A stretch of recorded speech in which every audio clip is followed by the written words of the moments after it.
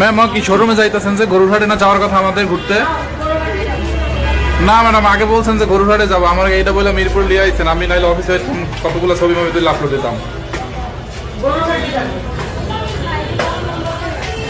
গরু কেনার আগে তো ড্রেস কিনতে হবে, ড্রেস না কিনলে তো বউ ছেলে বাসায় ঘুরে দেখতে হবে। সবার কথা বলতেছে, যে ভাইয়াদের কথা বলতেছে। তো গরুরহাটে যাবো, প্রিন্সেস ডায়ানা গরুরহাটে যাবো। শাড়ি পরে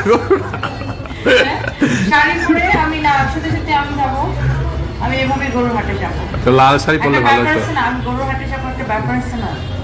এবং গরুর কোনো ময়লা যেন আমার হাতে না লাগে, গরুর হাত থেকে কোনো দুর্গন্ধ যেন আমার গায়ে না লাগে, এই জন্য আমি ফুল স্লিভসের ব্লাউজ আর হ্যান্ড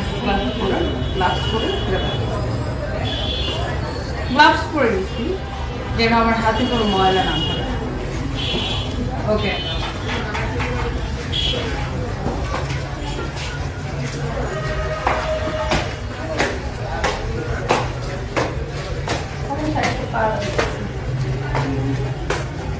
তো এখন আমরা আছি আমাদের মিরপুর ব্রাঞ্চে, অ্যান্ড হোপফুলি সবাই ক্রিস্টাল ক্লিয়ার দেখতে পাচ্ছেন, অ্যান্ড আমাকে একদম ঠিকঠাক দেখা যাচ্ছে।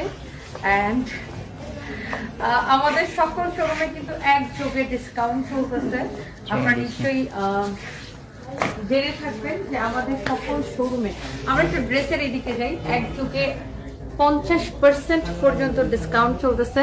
অ্যান্ড আমাকে কেমন লাগতেছে অবশ্যই কমেন্ট করবেন। ইয়েস, আমার পরা শাড়িটা ডেফিনেটলি আমাদের শোরুমে, আমি কখনো অন্য কোনো কোম্পানির শাড়ি